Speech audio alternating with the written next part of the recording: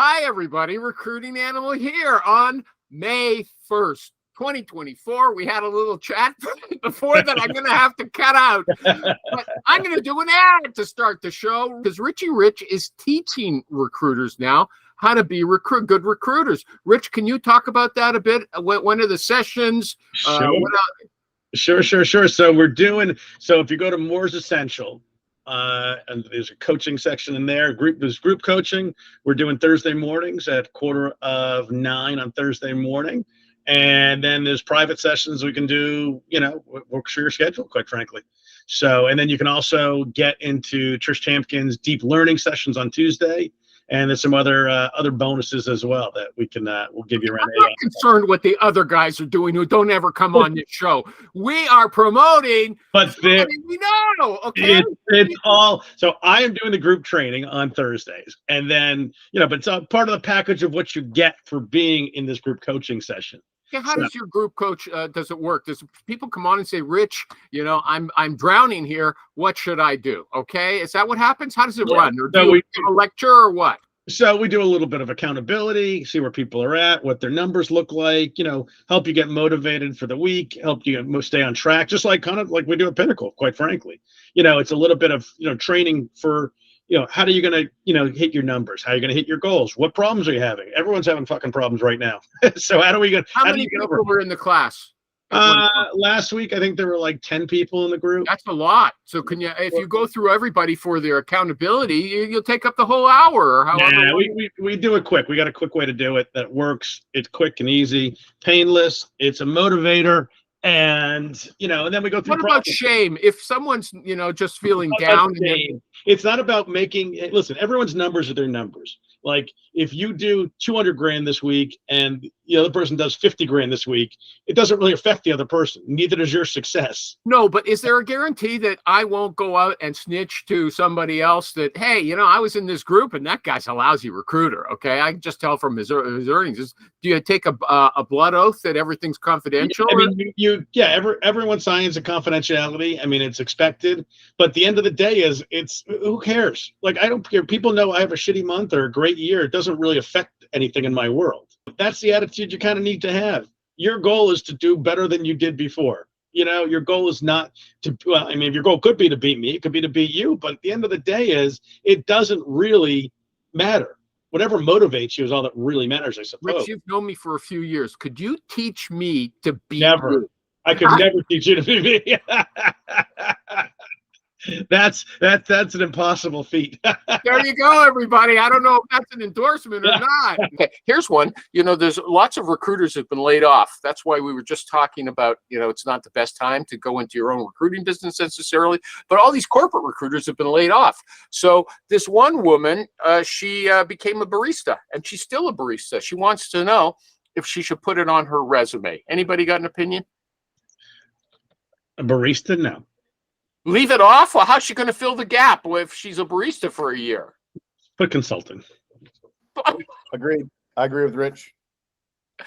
Consulting, I know from experience, consulting means you're in your basement doing. Well, it's better than saying you're pouring coffee. Hey, look at me. I'm this amazing recruiter pouring coffee right now. Yay! I'm for honesty on that. Don't get caught in a lie, consulting lie. It's the most hackneyed lie around. Donna, it doesn't matter. It still sounds better. Donna, it doesn't matter, you like it or not. Donna, did you say on the resume or on LinkedIn? What did you say? On her resume. I mean, I would leave it off. I don't know that I'd make up something I did, but I wouldn't. Because I tell people all the time to put what on the resume, what is relevant. Now, if I have to get someone's employment history, then I would expect them to report it, like if I need that for tracking purposes and whatever. But so I'm like you, Animal, as far as I don't know about the lying part of it, but I don't think it needs to be highlighted. Okay, 3 against 1, everybody. First of all, listen, hang on. First of all, saying you're consulting is not lying because one, you should everyone should have their own LLC anyway. So you should have a consulting company, if nothing else. And hey, listen, you go talk to your cousin, your friend, your neighbor about getting a job, creating a resume, fixing a resume, how to do your LinkedIn profile. Oh my God, you're consulting. Well, chances are this person who asked the question doesn't have an LLC and isn't doing those things. So they Doesn't mean wouldn't that, have asked in but the again, first place. that's assumption. We don't I know. am assuming that. I am And assuming therefore- that. And that was the advice I would give them.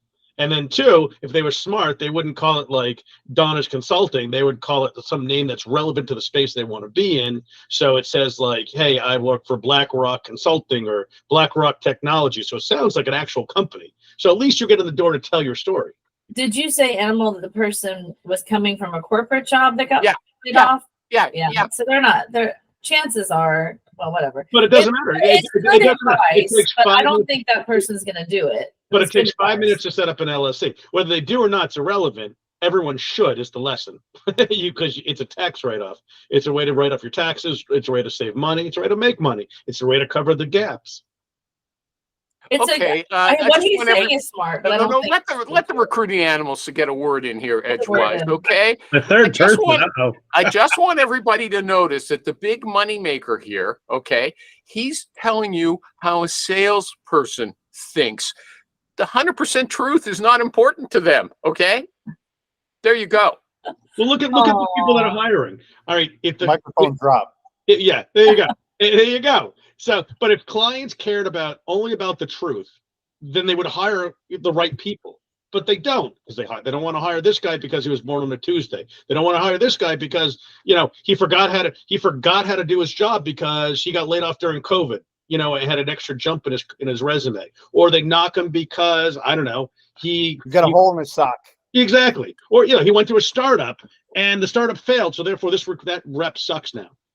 But here's the thing. I don't know. What Rich said is good advice, and it is what people should do. But my point is, a lot of people aren't going to do that. And I have a feeling, it's an assumption, could be wrong, that this particular person, whoever they are, if they're coming from internal and now they've already just kind of given up and they're a barista for a year, that's not the type of person that has the hustle that's going to set up the account and do this and do that. So what does that person do? Because they're not going to listen. Those to are you. the B players and C players you can't worry about. I'm So- sorry, I cannot worry about, and a hiring manager should not worry about those who don't have the energy to show their hustle. Okay, but that's most of the people in the And then world. those are the people you don't want to So hire. what?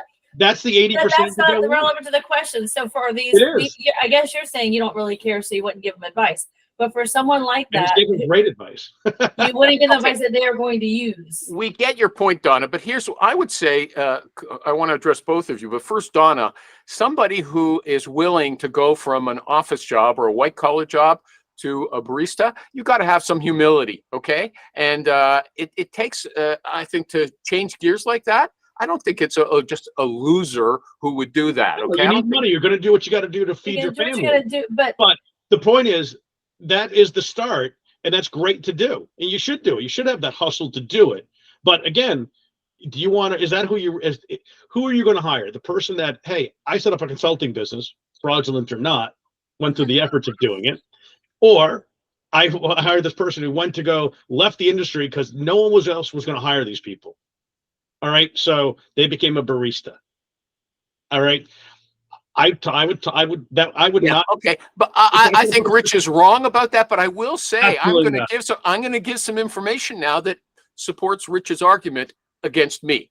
The one he was saying, and that David M. Mark concurred with, that well, they won't hire you because you got a hole in your sock. Okay, this is another story. This Betty says, I have a colleague helping me review. Is that what you just said? Review. Yeah. Okay. That's her name. That's Oh, not that's her real actually her name. name. All right. That's her name, Betty. It's a recruiter. It was a woman. Okay. And Yeah, I she thought that was just a generic term for a woman. I didn't know what you were doing.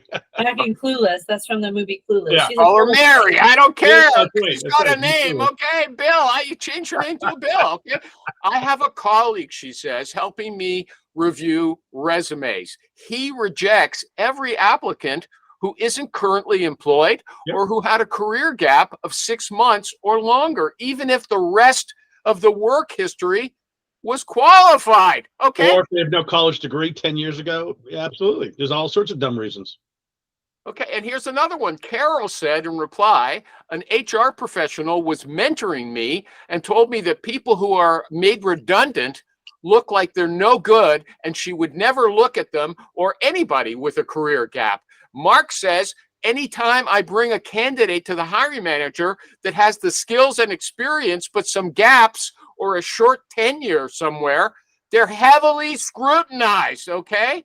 So what Rich said before about, what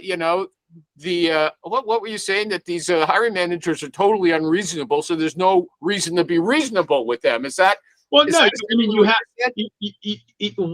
from a recruiting perspective, I can't present someone that's, not doing something really. Like I talked to a candidate that was great a few years ago. She's a bartender now.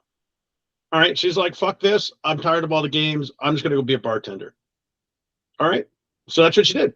No one will hire her now. No one will interview her because she left the industry. She left the space. She lost the drive in my space to be that hunter, to show the aggressiveness, to go do it.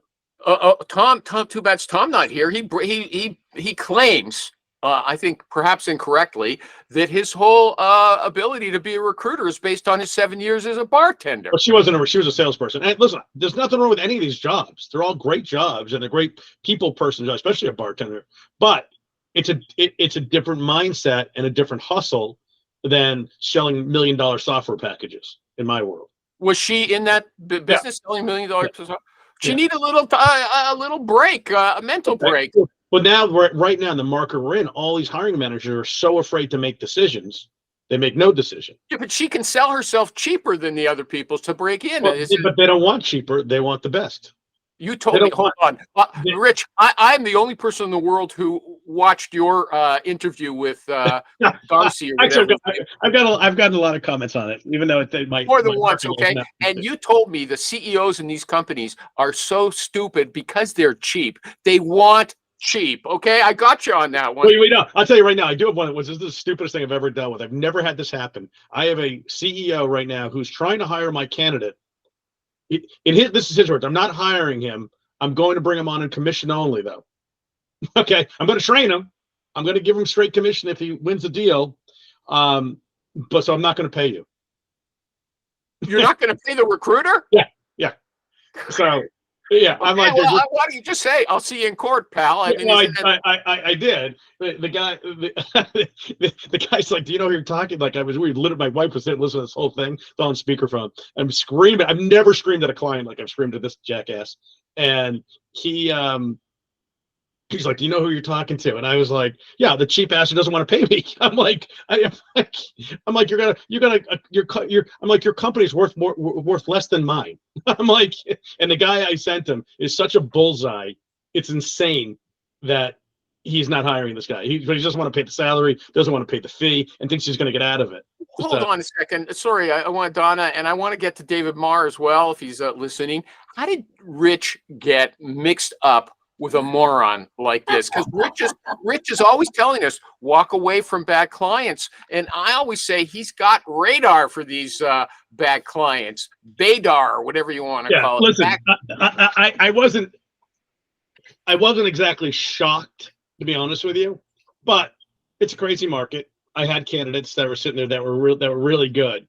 And, I sent these couple guys in there. I thought they were perfect. He then, of course, changed the spec and tells me how horrible a recruiter I am. So I'm like, whatever. I got this other guy who's perfect, like so much that his wife is on the team evaluating this client's software for a major, firm. Wow.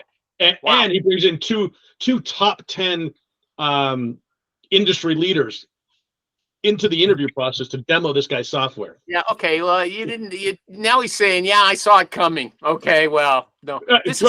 Again, without giving the whole story, but this is the second time he had another bad experience where he had 3 good candidates and the guy canceled. The guy canceled the job after they begged him to take it on. Okay. Donna, do you want to say anything about? 2024 is not a great year for tech. So you want to criticize Rich? Support me in that. What are we criticizing about? Not having a Rich, how can you get involved in a stupid company like this? I mean, can you believe it? I mean, really, David, help me out. More from you. Every company is just amazing. Like no one ever has a bad client. It's incredible. Okay, but we figure guys like you know better. Oh, I can We spot expect that. more from you. I mean, that Oh. you're letting us down. Well, I gotta tell you, I wish I was as perfect as you all thought. Right, Donna. You're right, because if it's happening to him, it's going to happen to you as well. Okay. There's And no way you can't have 100% No way. success rate. People change their mind, or business decisions change, or industry changes, Yeah. and they shift on a dime. I don't know why they would think all of a sudden this person's good enough to hire on a 1099 commission basis that they wouldn't hire him directly. You That's want just nonsense. the best part is I offer this guy. I'm like, all right, why don't you just pay me like a small amount now, and I'll take the rest on commission when you hire him full time. He's like, absolutely not. You're crazy. You're smoking crack. I'm like, okay. Sounds like you use know that. who not to do business with again in the future. Well, I'm like, that's the thing. I'm like, why would I ever do business with this jackass again? you are smoking crack, sir. Yeah. I'm going to say that. I love it. I love it. I learn something in every show. Okay. What about this one? Does everybody know what a red pill moment is? Everybody saw The Matrix. There's a blue pill and a red pill. If the blue pill is just life keeps going on, is you have a choice, just like it normally is. But a red pill, you realize that something's been very wrong, and that it's a transformational vision. You understand something big that you didn't understand before. Has anyone ever had a red pill moment in recruiting? Anybody? Do you understand that idea? Maybe it's a stupid question. Anybody? Stupid question, Donna? Stupid question? Okay, I got two answers, so I'll give you those. Steve Levy said, this is a goody-goody answer. He says, look, unless you are, as a recruiter, realize that you have to try to maintain the standards of the industry, he said, all the stuff that other bad recruiters are doing, it's going to hurt you. Okay, so it's a group mentality. That's what Steve says. Gavin says, again, a goody-goody thing. You realize that you have to keep learning. Okay, I don't know if that's true. Okay, but so nobody. It's just I'm going to cut this question out because it was a dud. Okay, it was a dud. I kind of found it interesting. Okay, does anybody have I've got lots of stuff, but does anybody have an issue they want to talk about? I found the one that you were referencing. Okay. I don't know if you want to talk about it or Yeah, not. go ahead. Maybe. It was, your post was how to motivate recruiters. And it says recruiters have sensitive egos, so you can't tell them they aren't performing well. They'll be crushed and assume they can't do any better. And you can't tell them they're great, but have to do better, because that's an obvious contradiction. You have to find a way to tell them to improve without saying that they aren't doing well now. And here's how. Say that they are doing great, but that you are sure they will continue to build on that success. That's what you said. Okay. And I was like, why don't you just pull out actual data and go over the numbers with them? Because you don't have to make any kind of valuation statement. You just talk about the numbers. And then I went on to talk about how we used to do that in the agency.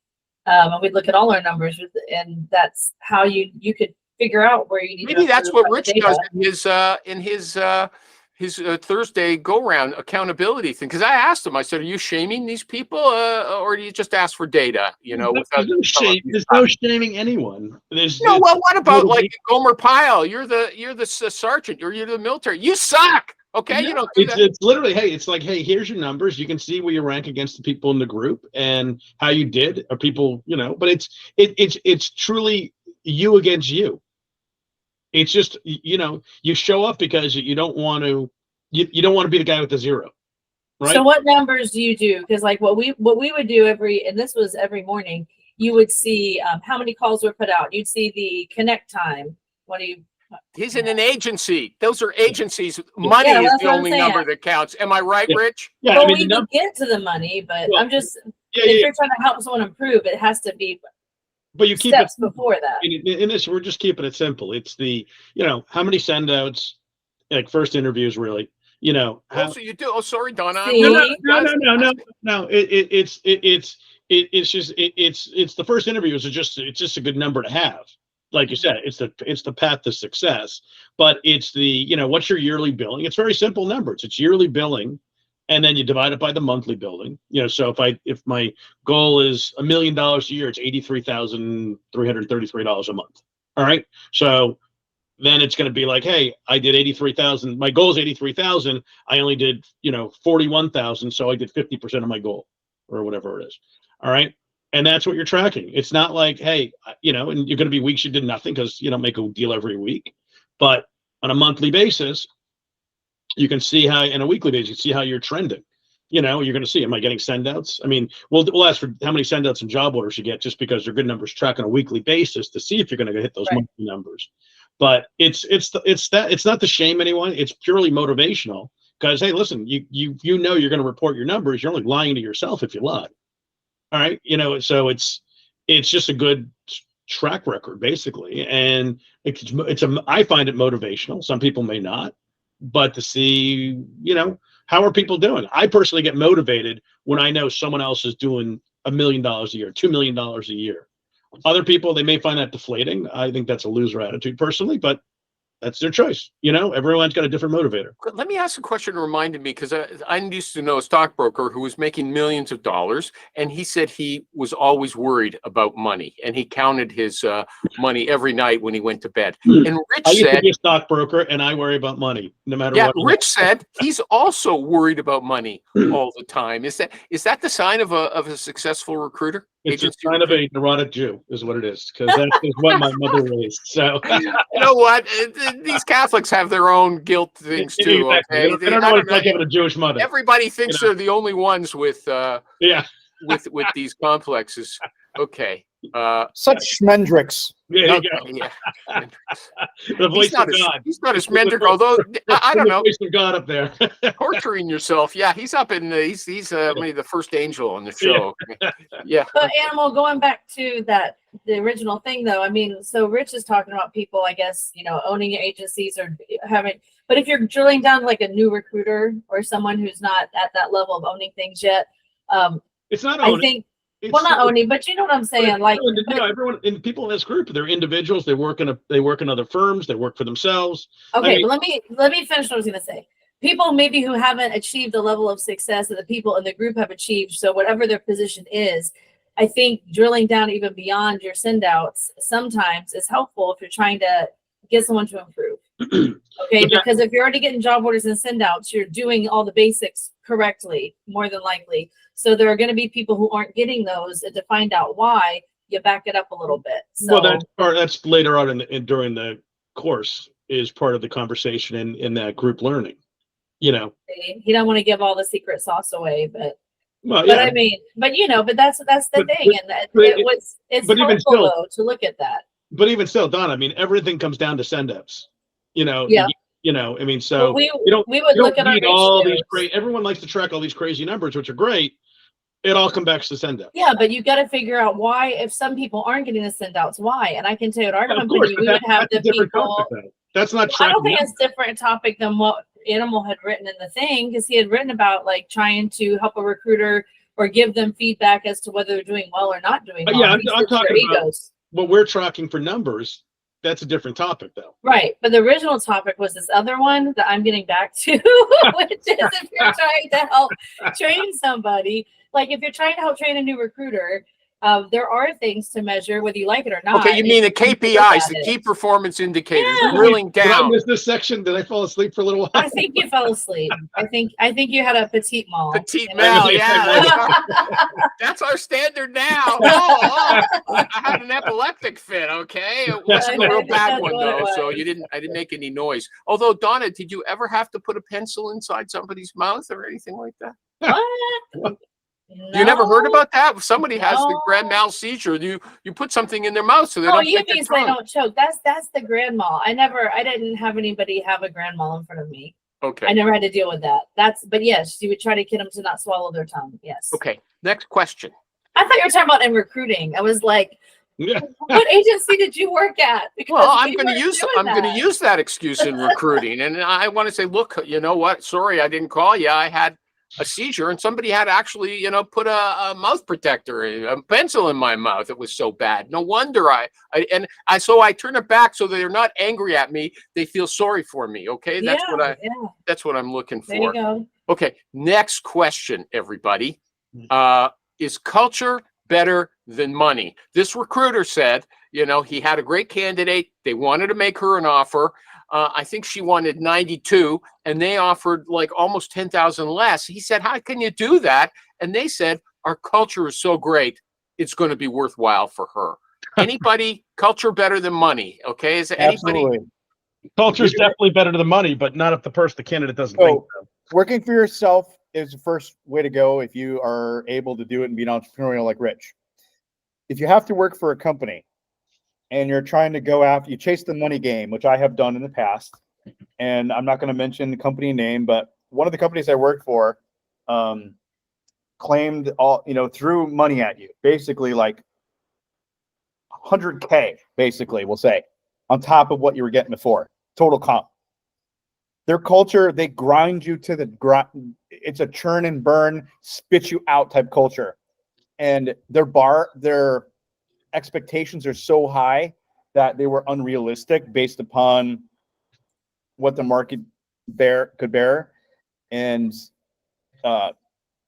having worked for a company after that had a fantastic culture, I did take a pay cut, but in the end, I made up for it by having better quality of life, life-work balance, unlimited PTO, equity, and I killed it. And that's so culture for me when I'm looking at companies. That was one of the things. So let me ask a follow-up. How do you evaluate? Obviously, when you went into the first company, you didn't know how to evaluate the culture before you got there. But Well, the second, it was my first go around at a company in that industry. okay, but the second company, how did you evaluate it to make sure it wasn't like the first one? By asking questions about how they work and being very specific and very detailed, learning from my past experiences. Okay, well, maybe you could give us some of the details now. Do I have to beg you? Yeah. Okay. So, what is the structure of the team? How are recruiters, sourcers, whatever? How are the metrics managed? What is the quality of life work? What is the life work balance? How many hours on average does somebody do the members of this team typically work? Are they working 40 hours? Are they working 60 hours, etc.? So just basics. You didn't even ask the basics the first time about lifestyle or work style, then, No, right? because I wanted the name on my resume, and I was chasing the money. Okay. Anybody else? Now, he gave a good story. It was awful, and it was worthwhile to take less money to move to another company. My answer is it depends on what you need in life. So if you have a need, and if it's a financial need, and that place is going to meet it, you can suck it up for however long, then go for it. And if you don't need the money and you can take the hit, then take the hit. But you gotta do. And I think the one red flag probably should have been, if they're offering that much more money than everyone else, there's a cost. And that's what we would tell people when they would get these fantastic offers, and it's more than what, no offense, maybe you were worth it, but you know what I mean? It's more than what anyone else is going to pay. We'd always warn the candidate, like, this is a great offer, but think about what you're going to need to prove to keep it and to keep employed and blah, blah, blah. So we'd warn them. Richie? Oh, no, the thing is, Dave didn't, and you didn't, this one issue, they actually, like when Dave, he was willing to take a lot less. He was making so much in this first, but he was willing to take less. In this case, the candidate asked for a specific amount and they lowballed her on the basis of culture. Now, I agree that culture, if working in a hellhole like a first place Dave did, going to any place better would be worth taking a cut. Rich, could you sell culture to somebody as opposed to money? 100%. We do it all. Have the time. 100%. Let's hear. Because I always tell people too. You get people who are gonna. I just did this morning. A guy was telling me, "Oh, my client's paying is a 150. This candidate's like, he's like, well, this is my friend or whatever. This guy's like, he got 200. I'm like, yeah, but one, the place is a horrible place to work. Two, just because they offer you more money doesn't mean you're going to actually earn more money. Usually, the more money they pay when it's way above the norm, there's usually some monster skeletons hidden in the closet. Yep, on the dollar all the time. Yep. And I tell them, listen, I get paid on the basis of what I get you. I have no desire to get you less. But I also, the reason people call me back and the reason I've done so well, and this is what I tell people, is because, you know what? I don't work for assholes. I work for people that are fantastic to work for. They treat you well. They treat you, they'll have your back. You're not going to have a manager that's going to throw you under the bus to save his own skin. And, that's worth it. Is it worth $50,000 difference? Not to everyone, but some people get blinded by the money. But we all know if you chase the money, you're usually gonna lose. Okay, so you just said for $50,000 less. That's significant money. Yeah. You gave another thing. You said you don't work with dopes. We know that's not 100% true. Okay. I do come on this show, so yeah. Ooh, burn. But it seems like you agreed with Donna that if the money's too high, it's a red flag. Is that 100%. Yeah. interesting? I wouldn't have thought of that. Even for You- some guys. I mean, Learn something new. if the company is so good, why do they need to overpay? Mm-hmm. Okay. There you go, everybody. Wow, what a story. Okay.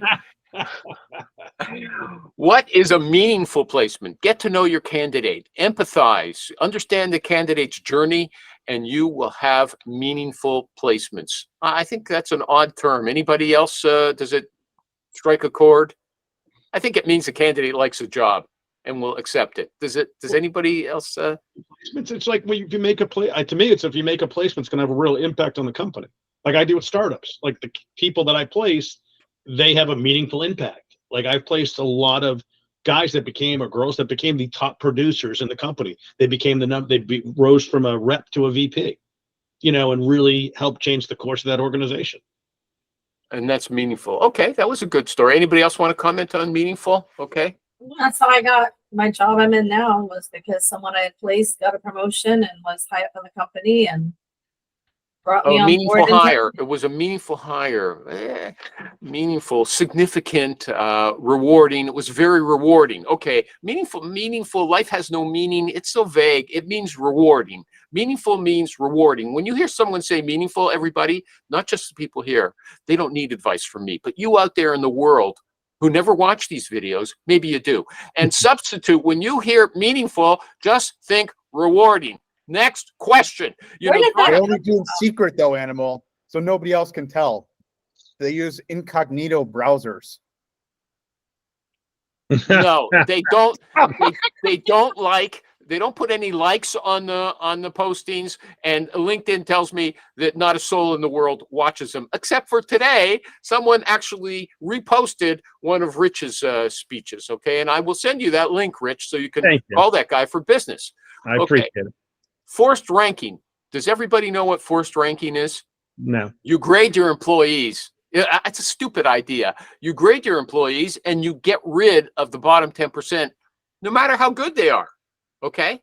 I think it's absurd, but this is forced ranking for your clients. Fire every year. Fire your weakest clients. You should be taking a look, all your clients and the contacts at those clients that brought in the most revenue, and aim to replace your bottom performing client with better clients every year. Get rid of your lowest performing clients. And I assume no matter how good they are. What does anybody think of that forced ranking? That sounds like it's working according to the 80-20 rule, which I know is used by a lot of tech companies, and they look at their lowest performers to cut them loose, basically tiering or scoring your clients, I guess, on the agency side.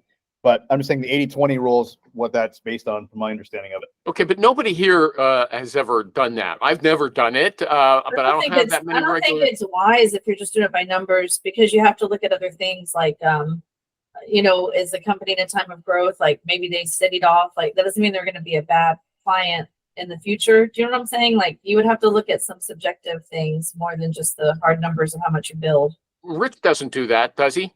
Do what? Oh, yeah, I knew that was coming. Sorry. You look at your client list every January 1st and you say, who are the lowest performers? I'm going to replace them with better performing But companies. mine are different because mine are startups, so they're always here today, gone tomorrow. They're always getting acquired. It's a wacky world in the startup space. Candidates and clients change every couple of years. Companies go in and out of favor. I mean, it's not like I'm working with IBM and Salesforce and Oracle.